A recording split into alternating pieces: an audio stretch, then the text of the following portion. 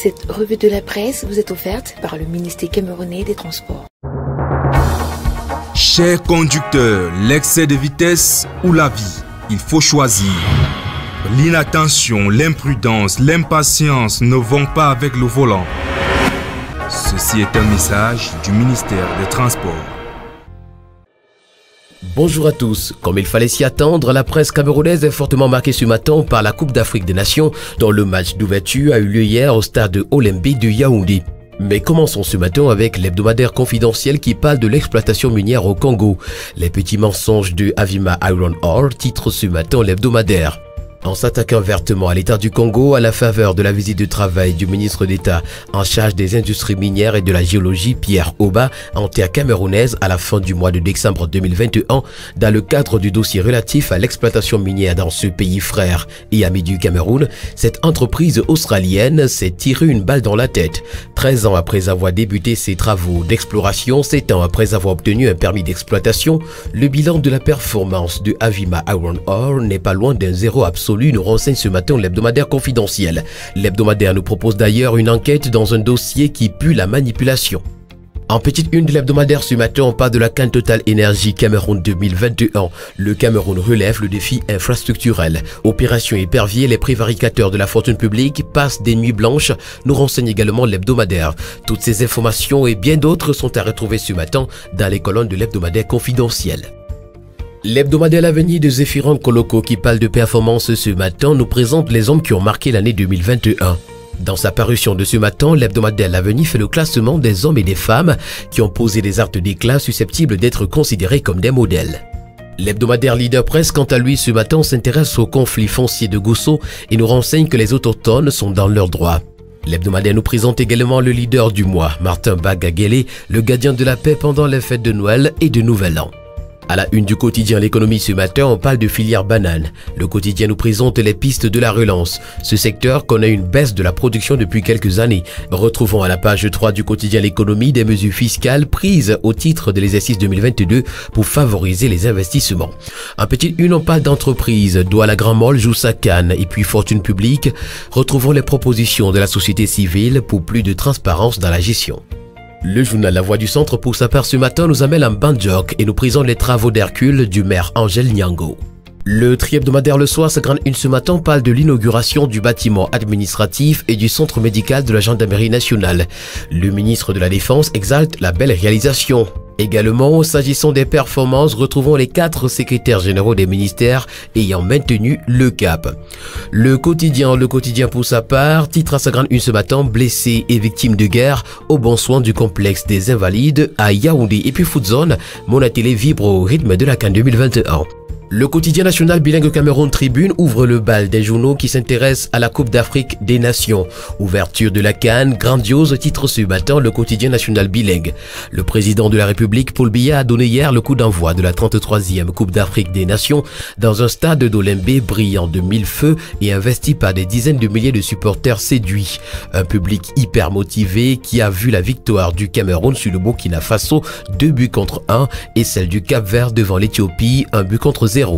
Le quotidien Le Jour d'Aman Mana de nous informer s'agissant de cette Cannes Total Énergie 2021 que c'est parti. Le journal nous propose des pages de sport, notamment des pages 9 à 12 dans ses colonnes ce matin. Pour le quotidien Le Messager, on parle de la victoire sur le fil du rasoir des Lions indomptables. Mené au score d'entrée, le Cameroun a dû s'en remettre à 2 pénaltys transformés de Vincent Aboubakar pour venir à bout du Burkina Faso hier en match d'ouverture à Olembe. L'information vous l'aurez en page 11 ce matin. En petite une, le quotidien Le Messager parle du sérail. La galaxie Bagagele et So est à retrouver en page 2. Taxation sur les transferts d'argent, les éclairages de Jean-Marie Biada sont à retrouver en page 6. Et puis Assemblée nationale, le quotidien Le Messager nous présente les non-dits de la création de l'antenne de Marois. Face au lynchage de Cavaillé, la représentation nationale parle de dynamisme d'une institution qui fait sa mue.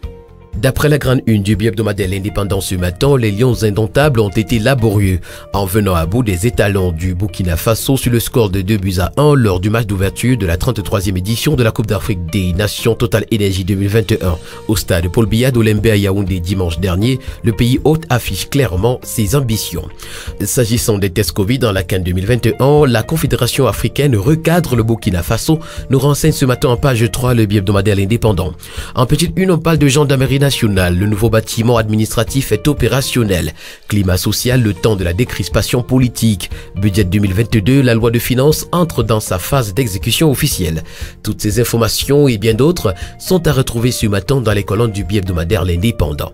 À la une du quotidien L'Info à chaud ce matin, premier match des Lions indomptables, démarrage en mode moteur diesel. S'agissant également de ce match d'ouverture, le quotidien nous renseigne qu'Eto était présent mais effacé. Le quotidien Mutation pour sa part ce matin titre tout simplement qu'en 2021, Lyon Hockey est à KO. En petite une, on parle de changement de grade. Retrouvons les observations du CINES. Retrouvons également, s'agissant de Jean-Michel Nitieux, une chronique d'une marche avortée. Pour le bi-hebdomadaire L'Anecdote ce matin, le pari de Paul Biya a été tenu. Le chef de l'État a donné hier au stade d'Olembe le coup d'envoi de la 33e édition de la Coupe d'Afrique des Nations de football. Ponctué par une cérémonie magistrale d'ouverture, une belle victoire des Lions indomptables en présence des personnalités politiques, sportives et diplomatiques de haut vol, cet événement continental promu au peuple camerounais par le premier sportif matérialise son engagement d'honorer sa parole, nous renseigne ce matin le bi-hebdomadaire L'Anecdote qui parle également d'université d'État. 3 nouvelles institutions créées. Révision des listes électorales 2022, l'opération est lancée et puis harcèlement sexuel, 4 mois de suspension pour un enseignant. S'agissant également de la Coupe d'Afrique des Nations Total Energy Cameroun 2021, le bi-hebdomadaire L'Étudiant titre à sa grande une le sucre de ça. Pour le journal L'Intégration qui parle également de la CAN, mais cette fois-ci nous amène particulièrement à Douala, les supporters ivoiriens sont à couteau tiré. La gestion d'une enveloppe gouvernementale d'environ 5 milliards de francs CFA est à l'origine de la discorde. Cameroun-Burkina Faso, la défaite en chantant à Ouaga. Quant Total Energy encore, les pronostics du président de la commission de la CEMAC sont à retrouver en page 5. Terminons notre périple ce matin avec le journal Le Reporter Hebdo qui, parlant de la CAN Total Energy 2021 au Cameroun, nous renseigne que Infantino a subi une humiliation nationale. Mesdames et messieurs, c'est tout pour ce matin en ce qui concerne les parutions en kiosque au Cameroun. Merci d'avoir écouté cette autre édition de la revue de la presse. Rendez-vous demain pour une nouvelle sortie. D'ici là, portez-vous bien et bon début de semaine à tous.